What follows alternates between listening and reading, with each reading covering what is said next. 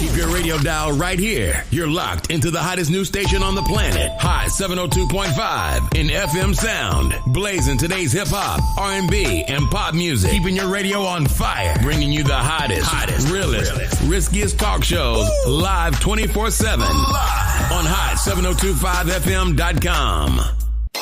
Keep your radio dial right here. You're locked into the hottest news station on the planet. Hot 702.5 in FM sound. Blazing today's hip-hop, R&B, and pop music. Keeping your radio on fire. Bringing you the hottest, realest, riskiest talk shows live 24/7 on hot7025fm.com.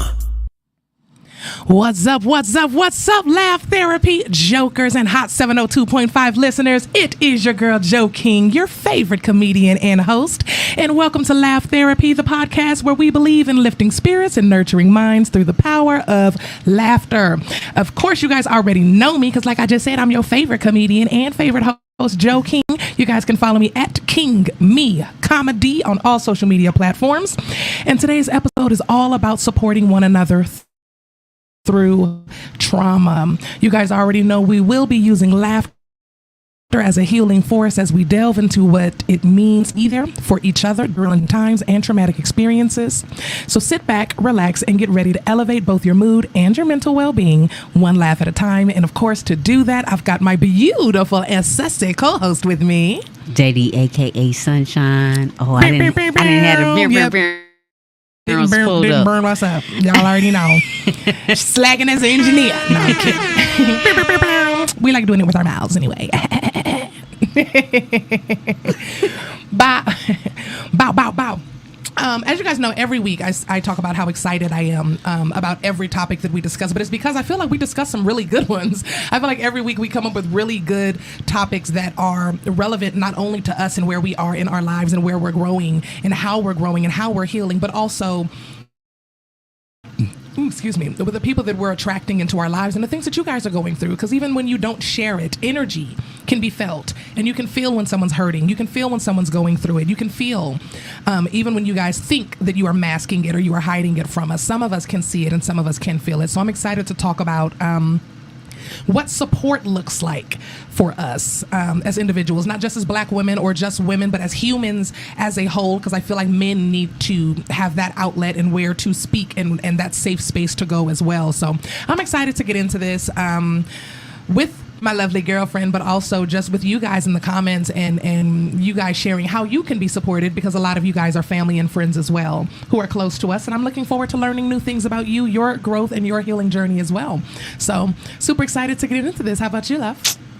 I'm ready. I'm ready.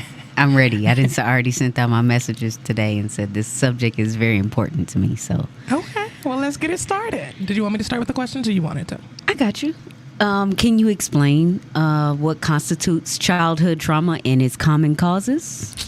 I can. I actually made me some little notes today, y'all, so I can stay on point. I know. She got notes for y'all today. I got notes.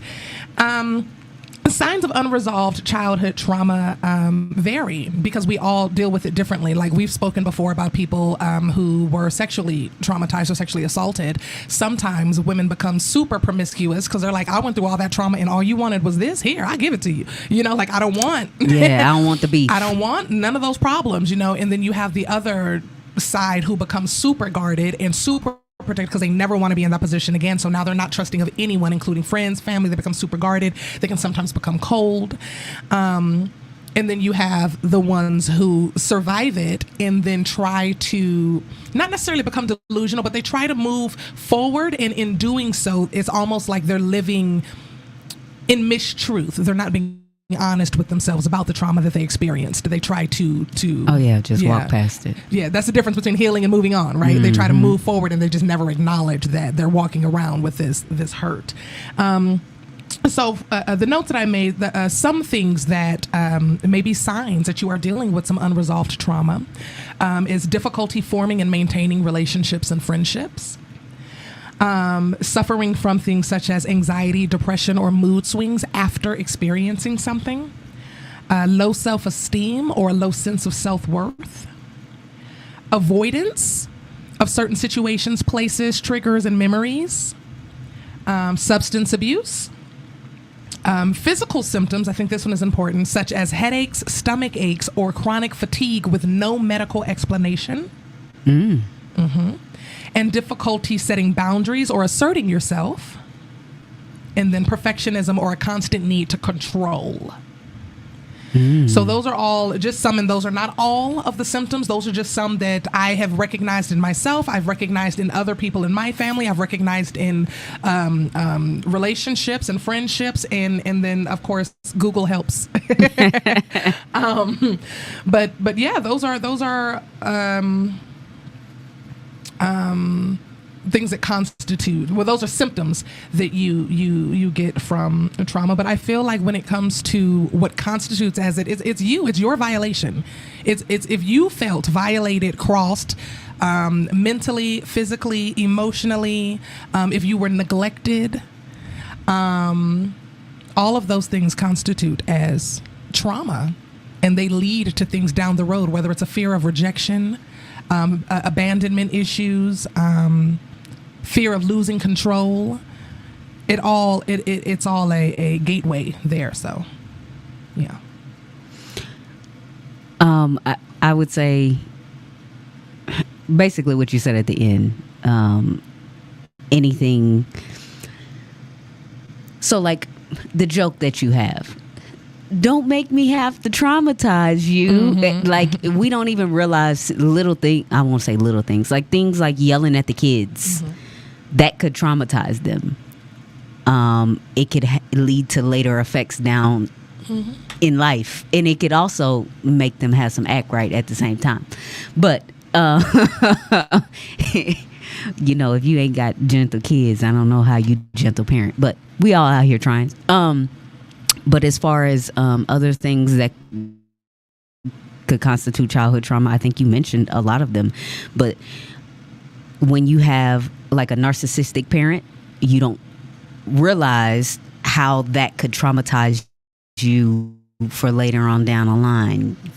Fears, especially since you usually won't know that you have a narcissistic parent until you experience a non-narcissistic parent. So once you're out of the house and you're at your friend's house, or you're dealing with your aunts and your cousins, and you realize something about my parents just don't seem to be right when it comes to the experience that all of you guys are having. So it can take a while for you to realize that as well, but you've already experienced the trauma by then. And I think part of it is recognizing it. A huge part of it is recognizing that it is trauma, because some people just feel like, oh, that's just a part of life. Yeah.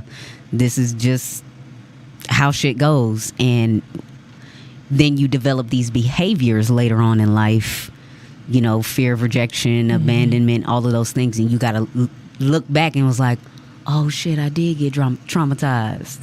So I think that is part of it, especially when you are trying to heal and grow.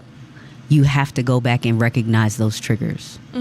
I mean, I was just talking to you about it earlier when we were watching TV, and that story that I brought up about Real, although it's funny to me now in hindsight, but he was the first person. Me too. He was the first male that I was in a relationship with where, after being in domestic violent relationships, or relationships where we were just rocking each other back and forth, you feel me, that he stopped me mid in my tracks and was like, what the fuck is going on? Like, hey, you know? And it was a fight or flight, you know, response for me. He was yelling. We were in a heated argument. It was one of our first ones in our relationship, so we had never had a heated debate, so I didn't know how he was going to respond. But he was angry and his voice raised, and he came walking up on me.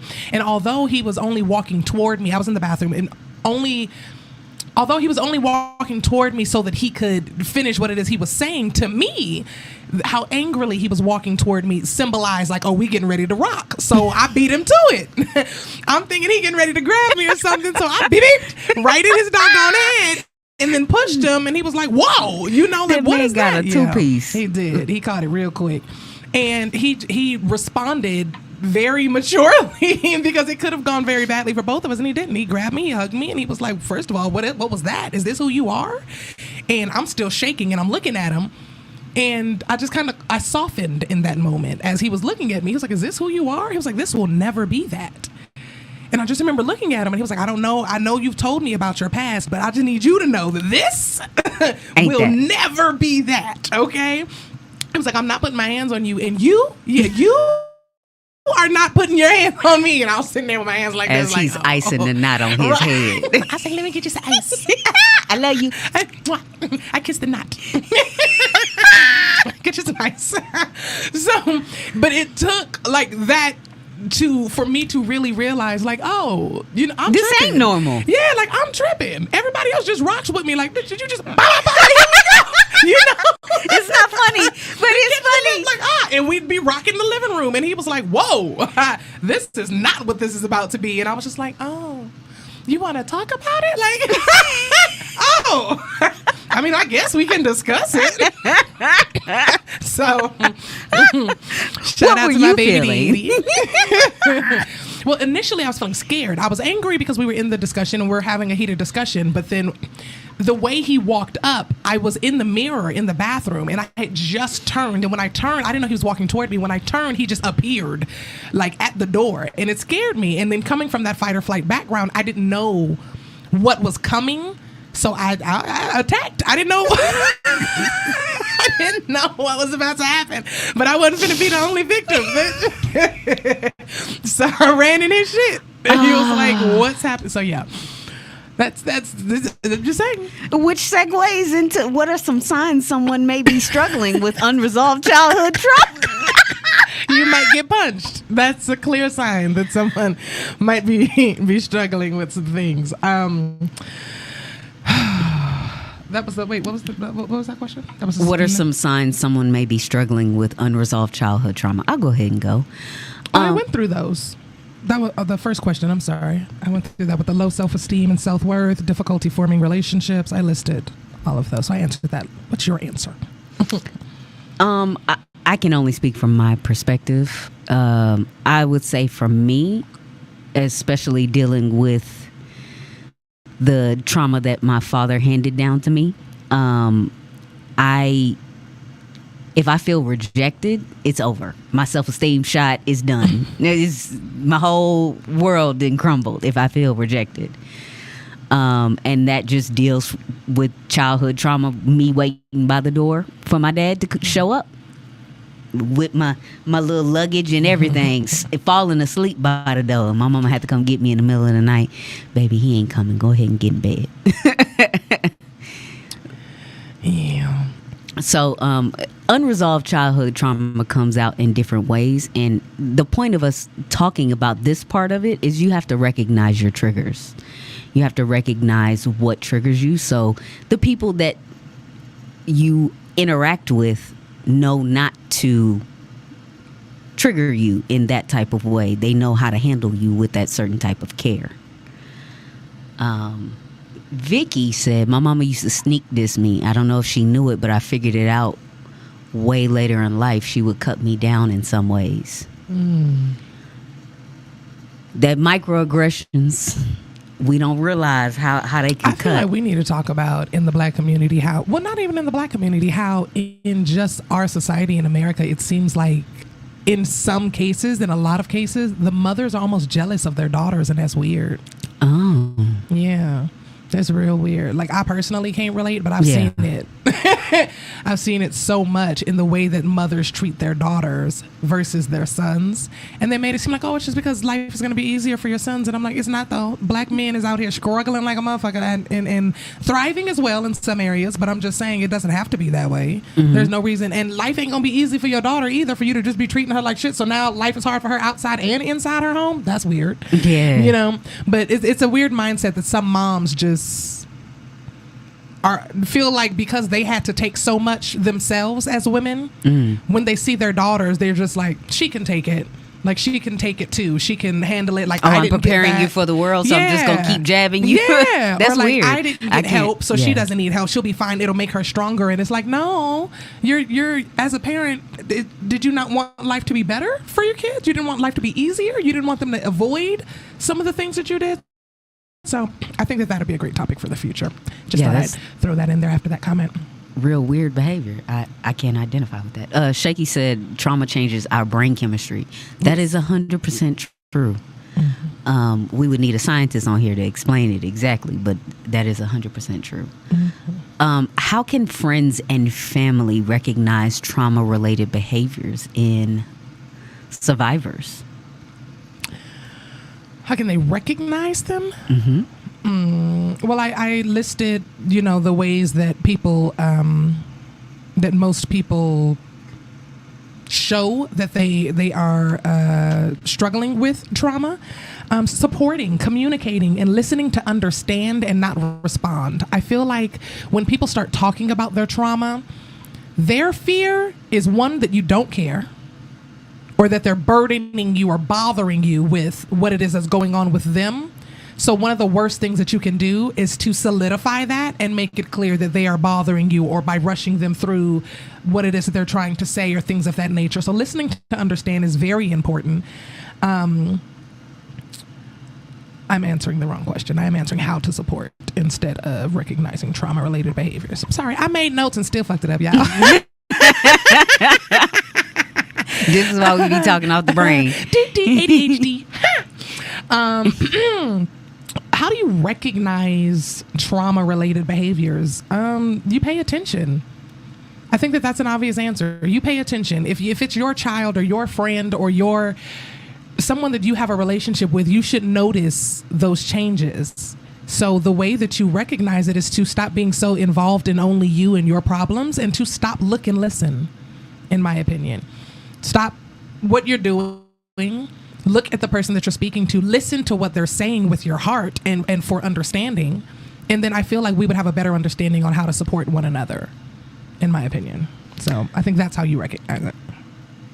I would say look for overreactions. So whether that's an overreaction where somebody's getting upset.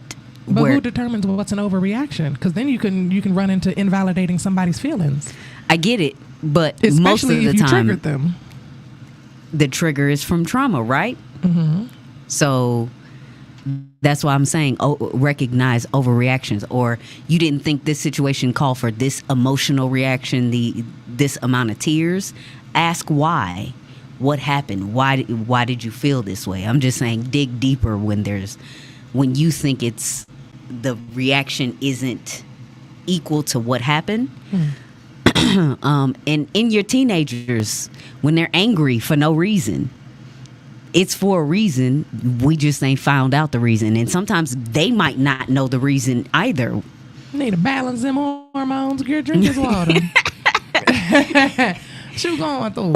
Or isolating. If someone is isolating and avoidant of other people who they usually aren't, that is a tall tale sign that something is bothering them, or they've been triggered and something has happened. I think all of those things are things that you could look out as someone who's trying to support other people through trauma of any kind. What are the key elements in an effective support system for survivors of childhood trauma? I think that's what I just listed. Communication, listening to understand, grace, reassurance, and your presence. Sometimes just being there can be helpful, even if they don't want to talk about it, they don't want to go through whatever, do the rundown right in that moment. Sometimes just having you there is helpful.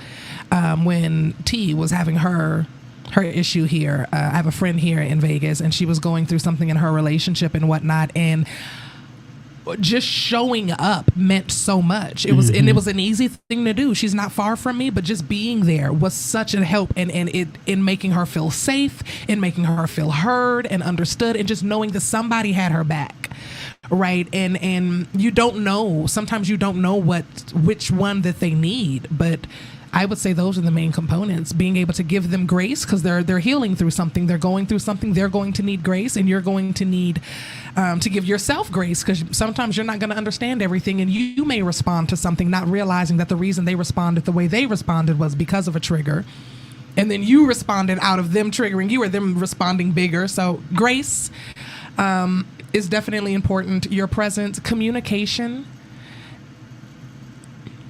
Like you just said, like just said, asking questions. And when you're asking, ask to clarify and then listen to understand.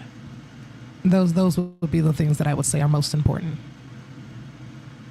I would agree with you for my personal self, but if anybody that's listening is trying to figure out how to support someone, ask them how they would like to be supported, because not everybody likes to talk about it. I said that. Well, yeah, I know.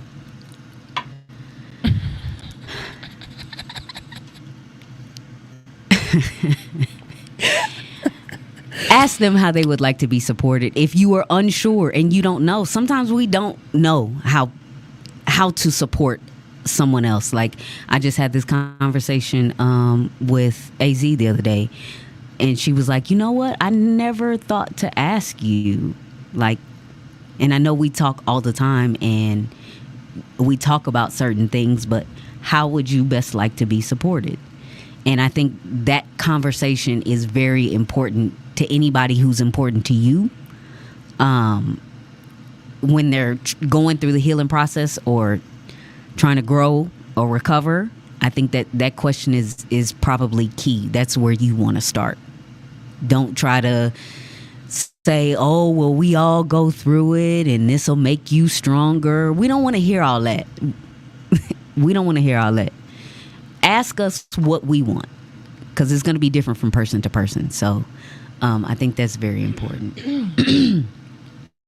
How can parents and caregivers create a safe and supportive environment for children who have experienced trauma?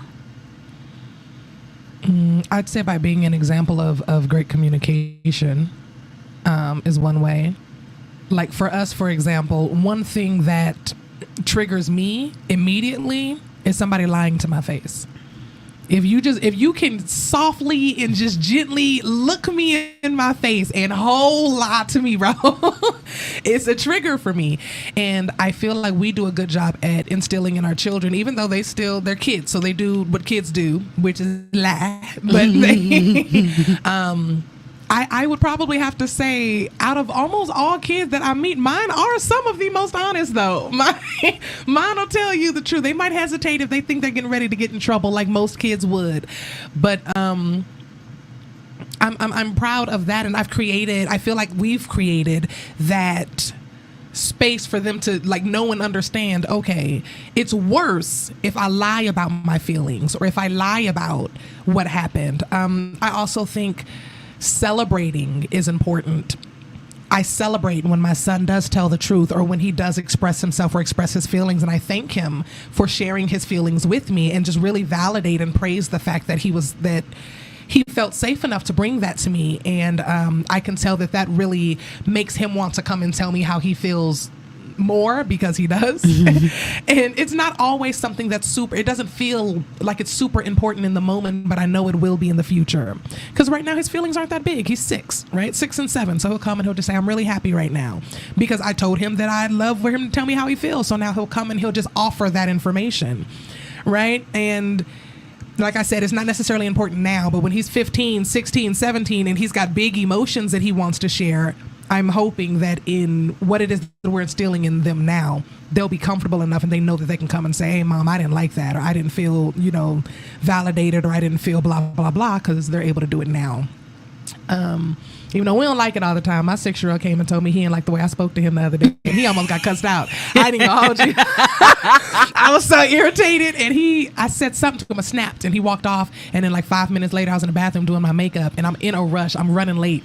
And he comes in the bathroom, and he just kind of stands beside me with a sad face. And I was like, what is your problem? Like, what's wrong with you? And he was like, I didn't like the way you talked to me. It didn't make me feel good. It didn't make me feel good at all. I didn't like it.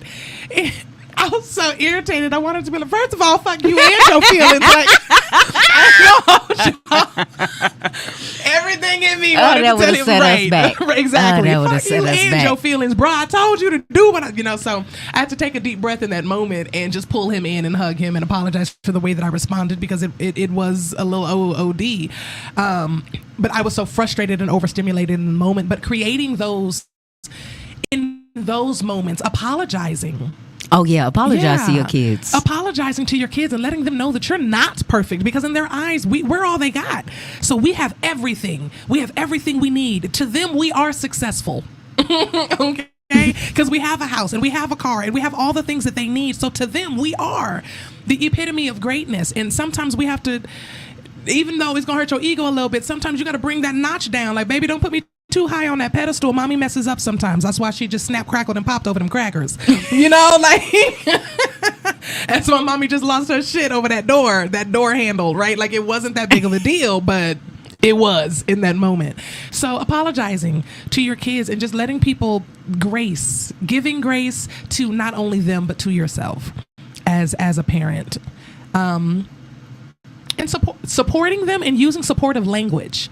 I think that that's really important as well. Using positive language when you're speaking to them and about them, because even when you don't think they're paying attention, they are.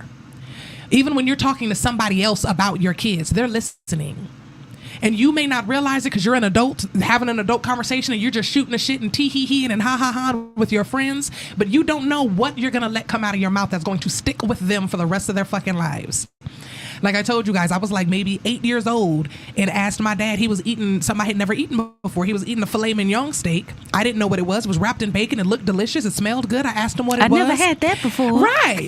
I was hitting him with all the kid shit, right? That looks good. That smells good. I never had that. I might like that. You know, I'm hitting him with all the shit. Oh, legacy is you, Yes. Lord Jesus. And he sees it, but he's not giving me anything. So I finally ask, I muster up and I ask if I can have some. And when I do, he cuts a piece for himself, eats it, and then slams the plate on the table. And as he's walking away, he says, the only thing I regret about having kids is I can't have anything to myself.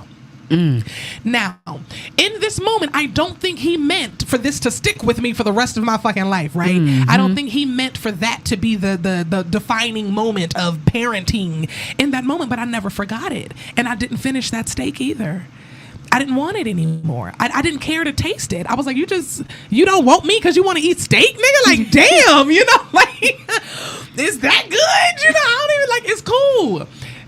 Because in that moment, it made me feel like if you had to choose between me and this fucking piece of meat, you prefer the meat, bro? Like, seriously?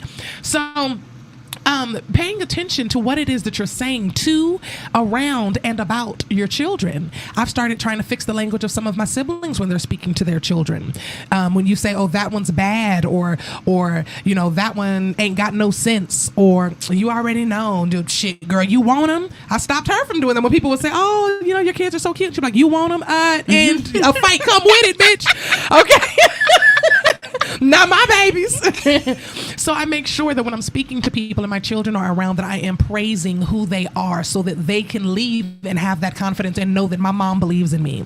When I'm talking to people, I'm telling them how brilliant my kids, well, not on stage, but the licking I'm of the talking TV. about how brilliant my kids are and how smart they are and how talented they are and how I can't wait, you know, for them to do this activity or these sports. Or I'm praising my children because I want them to know that mommy's proud of you. Mommy loves you. I don't need them to have any questions or any doubt on whether or not they are supported and whether or not they are loved. So I think the narrative matters that you're writing for your kids. The language that you use to, around, and about them, it matters.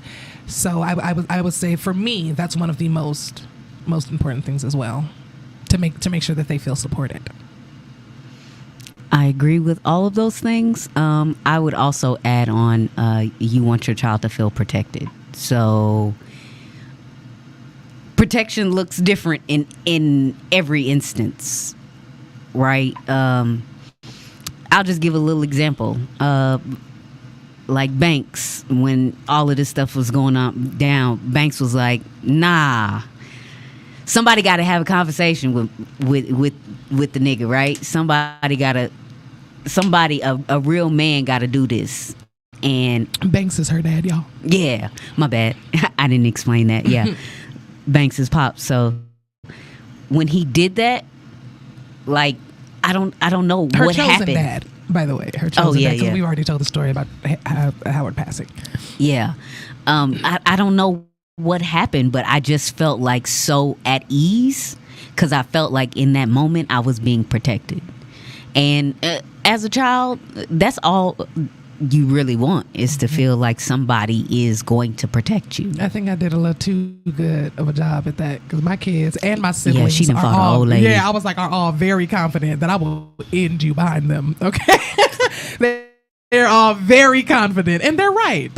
Everything, the whole world, everything will burn behind those people. So Yeah. I think I did a little too good of a job at that. My son thinks I'm a superhero. Did I tell you that? I heard them talking about that downstairs. They think I'm lying about being a comedian. That's why I only work at night. They think He you thinks I'm a Daredevil? superhero. Yes. Yo. I decided I'm getting a costume this year. Gosh. Oh yeah, I'm finna play on that. I'm having too much fun with that. They were downstairs. They were upstairs, and my mom's house talking about it. And they were like, "Mommy, see," and then she goes all over the world, and she only leaves at night. I told you, mommy's a superhero. She is. And then Legacy goes, "Yeah." He goes, "Oh, but what if she's a super villain?"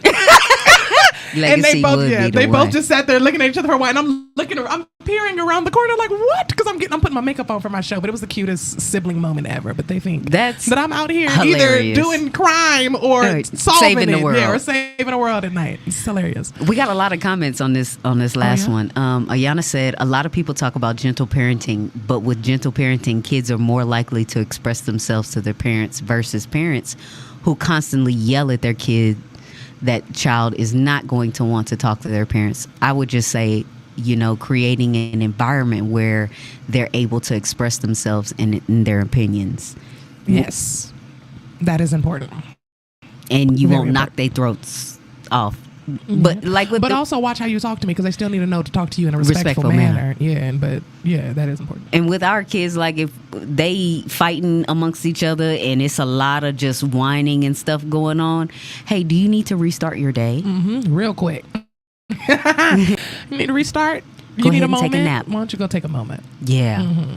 And my mom said, it's an acronym, VACE. Validate, recognize that their feelings are real and true, acknowledge, show that you are, and show that you understand what they're going through, support, offer to do what you can to lighten the load, express, tell them how you feel, emphasizing your love, respect, and compassion. I love that, Mom. I love that, so Mama. much. Is that what you've been doing with me? Go ahead and text Y'all me been back. putting in that work. Y'all been putting in that work. I love it. Text me back, Mama, and tell me that's a good one. We're going to have to, I like that. All right, so how does stigma around mental health and trauma impact survivors seeking help? Ooh, that's such a good question, because I had that problem. It's not so much that I didn't want to go to therapy. I was under the impression that therapy was super expensive, one. And this was in the middle of COVID, and I was suffering, y'all. I had been suffering with depression for almost 10 years. My son passed away in 2013. And I had been struggling with it from then till about 2019 and masking it and just full functioning depression. And when I finally did get a therapist, I thought, okay, yay, like everything's going to be fixed. And that's not what happened. She broke you down before she fixed you. Dr. D broke me down, bro. But when she started giving me all these diagnoses, I was like, I don't ever want to go to therapy again. I was like, oh my God, like I'm crazy. That ain't that crazy bitch out of here again. Exactly. I was like, and then for some reason I thought that it devalued me. In my head, I felt like I've always been praised for being so creative and such a great communicator and having such an expansive vocabulary and just this light about me. And then to go into therapy and find out that almost everything that I had been celebrated for was a symptom. Bitch, what? Like I was like, I'm not just lit. I was like, wait, what do you mean? Like I was like, I just have great energy, and then sometimes I don't. And she was like, yeah, baby, that's called bipolar. I was like, sometimes like I'm just on a high and I want to do all the things, and I'm so creative and I'm so this. And she's like, yeah, that's the manic part of bipolar. And then as I'm digesting that, right? She just keeps coming with these different diagnoses, and she's like, I actually think you should take this test while I'm still dealing with dealing with the news that I am bipolar, right? Like, holy crap, that's big news to find out at 30. In your whole life, you've been dealing with these emotions, right? To then, on top of that, say a couple of weeks later, I think you should take this test because I think you may also be autistic.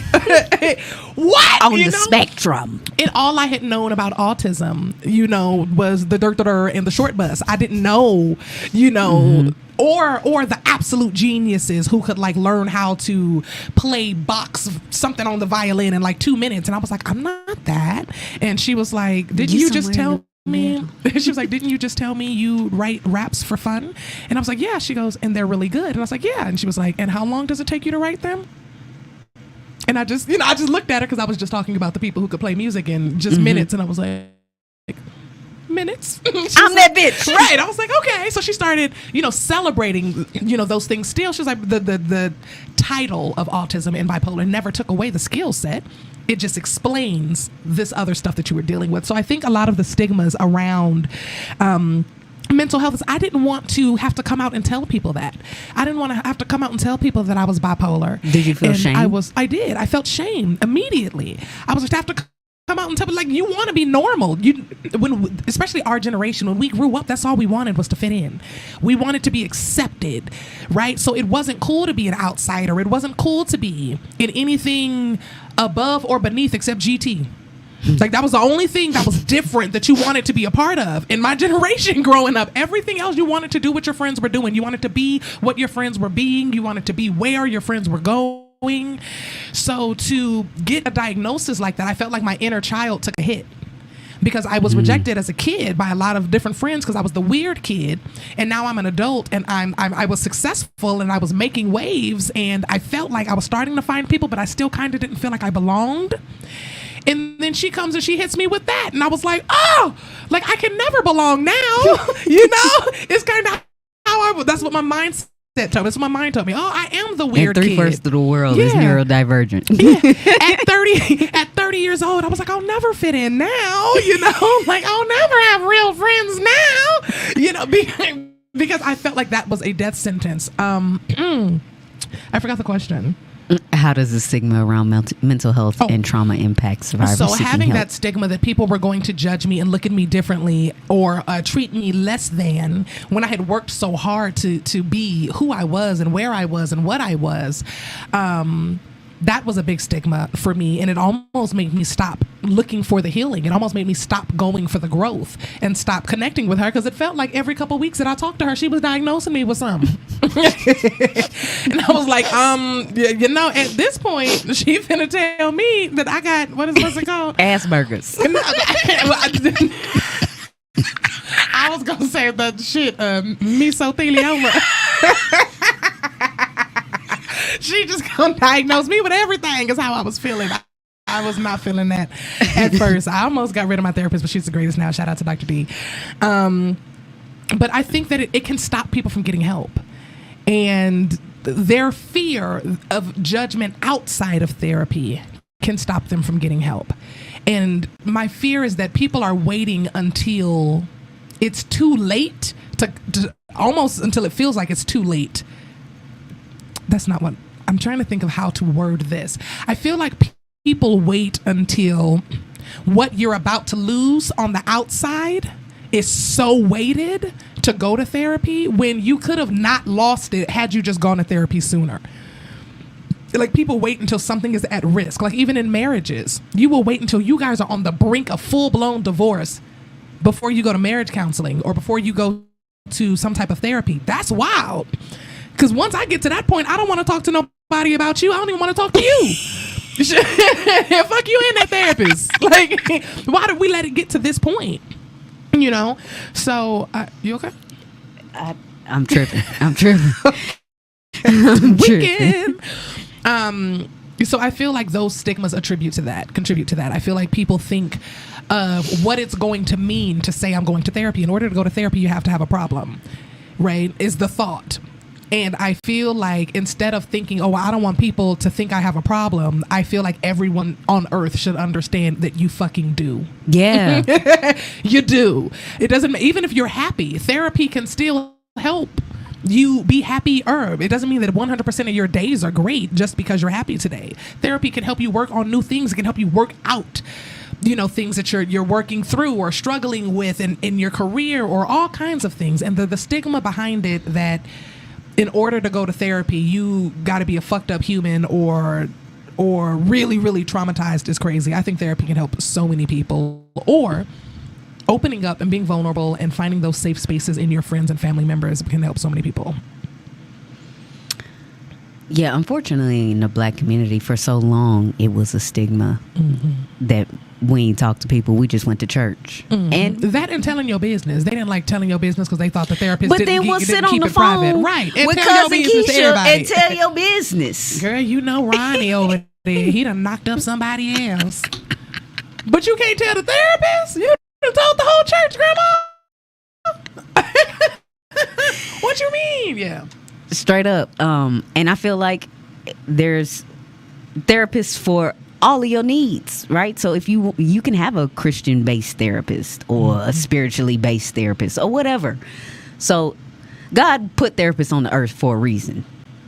And I don't think there should be any stigma around it. I think we just got to make it cool. I think that's where we're heading to as a society. We're making it cool at this point because all of the ads on my YouTube now are therapist commercials with Tom Brady. You know he's endorsing therapy now. I think he's going to be a part of making it cool. Shaky said I'd be on my client's ass for being scared to talk to me. No, straight up. And even if you don't want to talk to a therapist, I am sure there is somebody in your camp, your family, your friends that you can talk to. Most of the time, just talking about it helps. Even if you don't want to spend the money to go talk to a therapist or whatever, or the time talking also, to ask somebody. yourself, what is the absolute worst that can happen, bro? If you go to therapy, what is the absolute worst thing that can happen? And then realize how unrealistic that worst thing is.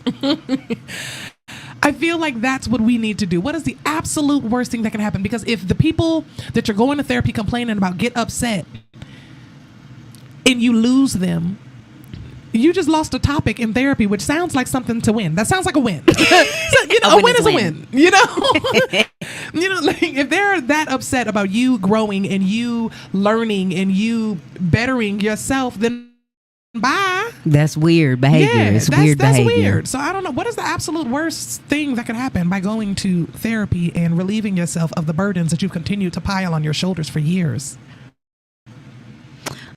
So this last 12 minutes or so, I want to talk about some certain things when we, in the actual part of supporting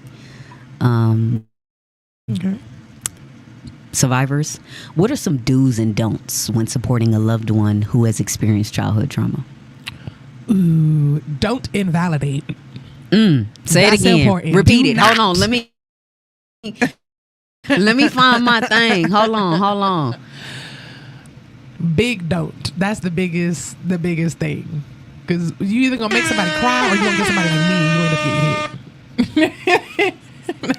My 2 minutes later. I had to get to it. Together, I had to get to it. I'd say my one big don't is to invalidate.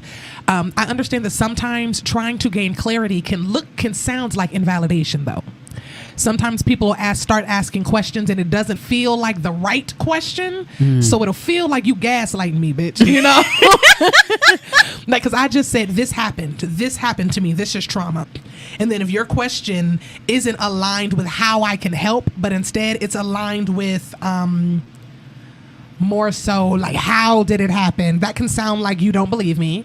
Or how long ago did it happen? Why didn't you? Yeah, all of that sounds a lot like you ain't on my side right now.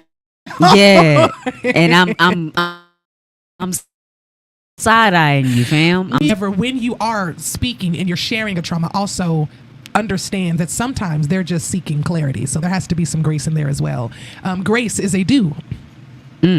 Yes. Grace is a do. Give them grace, because sometimes when someone is expressing a trauma, they're already kind of walking on eggshells on how they're going to say it. And if that is the case, you need to give them grace and allow them to just open up and get that out. Give them the space and time.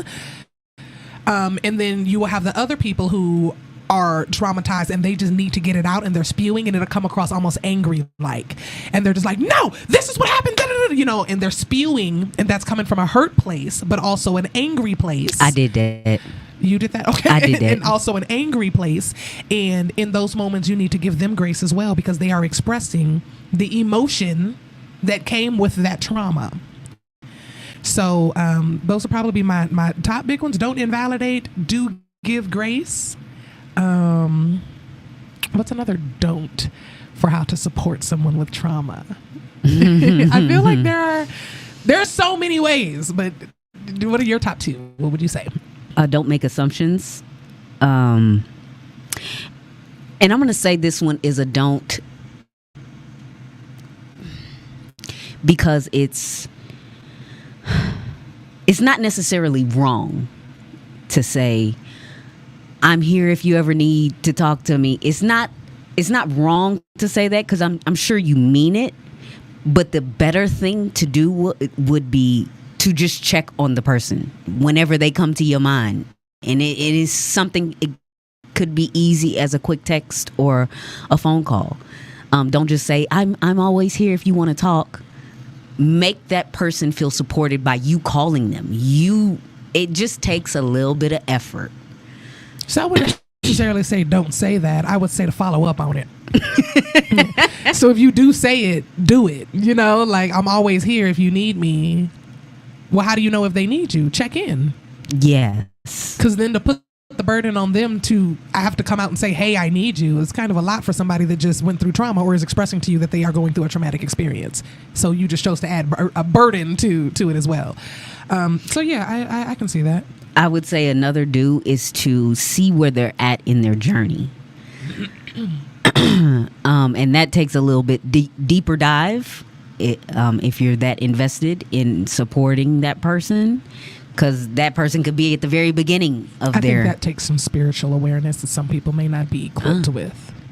You think so? I do. I think that takes a level of empathy that an awakening is required for, because some people aren't emotionally mature enough to do that. Well, I would think it would be something simple like asking them where they are in their healing journey when it comes to that. Yeah. But they're telling you about it right now, so that's telling you where they are. Like, they're just now opening up about it. Not necessarily. Okay. Dues, like I said earlier, ask how you can best support them, and you got to be ready to put in the effort. Yeah, don't overpromise. Yeah, don't go add into the trauma. Yeah, because that definitely can add to it if you don't fulfill a promise. And I would say, and it's funny, I was talking to Javon about this the other day. Shout out to Vaughn if you're listening. Being indifferent is just like not supporting at all. If you really care about the person who is trying to heal or going through trauma or whatever the situation might be, being indifferent is just like being on the other end of the trauma. For clarity, guys, I think that statement stands more for if you are involved in kind of like in the middle of a traumatic experience, like say your two best friends are fighting, one of your best friends violated the other best friend in any type of way, whether it be emotionally, physically, whatever. They got into a fight, and like a situation like that, I don't necessarily think it applies to all types of trauma, but I wanted to clarify that for those of you that are confused. It was a vague statement. No, I mean, sometimes people just don't want to get involved. People don't want to get into it. Sometimes they just rather be on the outside and hold their hands up, and it's like. I get that. Some people don't have the capacity to take on what it is you're trying to hand to them, and it doesn't always feel good when you're the person who's been traumatized and there's somebody that you care about. So you assume that they were going to have your back because I care about you, you care about me. Here, I have this burden, and I guess I get it because they have the right to be like, "That's yours." Don't want that. Thank you. Yeah. Don't want that. Don't need that. Sorry that happened to you, but so they have the right to do that. You have to protect your own, but. Again, if you are the person who was traumatized or going through the trauma, that's not going to feel good. But also grace, because they do have the right to say, I don't have space for that. But I think that would be different if people who were indifferent or just didn't have anything to say said, I don't have enough room on my plate. Then that would be completely understandable versus just being completely like not touching it at all, not even acknowledging it. Like, I'm gonna acknowledge what you got going on, but just to let you know, I don't have capacity to take on. So you're saying they need to vocalize that, yeah, rather than just stepping like back. I support you, I support you, but I don't have capacity to take on that burden. Does that make sense? Yeah, it makes sense. And Ayana said actively listen and show empathy. That is definitely a do. Empathy, guys. Did we do a show on empathy already? I think we did. I think it was early on, like in those first like 3 months. Yeah. But empathy is a huge deal. If you don't know what being empathetic looks like, just do some research on it, because it's very important when you're trying to support someone. Why did I just start getting that anxiety in my chest thinking we got to go get the kids? Yeah, we carefree. I'm outside. What are some things that help you when you're feeling overwhelmed or anxious? So I've embraced the fact that I am ADHD, guys. Is my official diagnosis. I am starting to. Oh shit! I felt like I was getting ready to cry. Yeah, but I am because it's the first time I'm saying this out loud. Sorry, y'all. I mean, in front of people. When I grew up, I didn't know the language was called stimming. So I grew up, and when I get really excited or when I get really, really anxious, I would flap my hands like a bird, but like right in front of me and real tight. So like imagine penguin arms, but like flapping your hands in front. And it's not something that I feel like I can control it, but I can't control it. And I've learned over the past decade, over the past 20 years to just mask it. So when I feel like doing it, you'll see me start rocking side to side, or I'll walk away and I'll like try to do it normal, like I'm doing something like this instead of, the actual stem. But I'd probably say within the last couple of months of just really working through it and just being honest, and comedy has helped me a lot with me finally just saying out loud to people, hey, I'm autistic. Right? I've been diagnosed for a few years now, and it took me years to just come out and really be like, all right, y'all, this is what she said for real. I took the bipolar diagnosis before I took the autistic one public. But yeah, so when I get really, really anxious or really, really like just overexcited or overstimulated, I have a tendency to flap my hands, and my sibling just sent me something really sweet. Thank you for watching.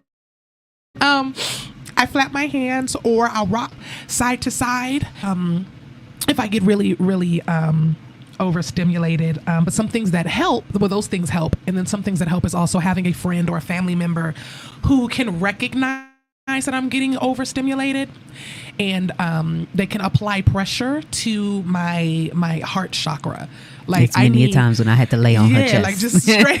I've had people like completely tackle me, like just all the weight that you have, your whole body. I need it on my chest. It's weird, but sometimes I can do it with heavy pillows or weighted blankets. Sometimes my dogs, or Jess would just come and lay flat on my chest. My mom will give me a real tight hug. It's just things like that will help me ground and come back to center, because I'm about to freak out. Oh man, we are at time. Yeah. Oh, that was a big moment for me, guys. I like to be celebrated. Thank you. I celebrate you for working through that and sharing. Oh, not a snort. I'm sure that helps someone else be seen. So we appreciate you for that. Anybody else out there touched with the tism? But thank you guys for tuning in every week. We are loving our growing audience. We love hearing you guys' comments and you guys' opinions on the subjects. And we love laughing and growing together. So thank you for tuning in every Thursday at 4 Pacific right here to Laugh Therapy. Again, you guys can follow me at King Me Comedy on all social media platforms. Tell them where to find you, beautiful girl. JSD Sunshine on Instagram. All right, y'all. See y'all next Mama week. Mia takes me too. Thank you, Mom. Love y'all. Love y'all. See y'all next week.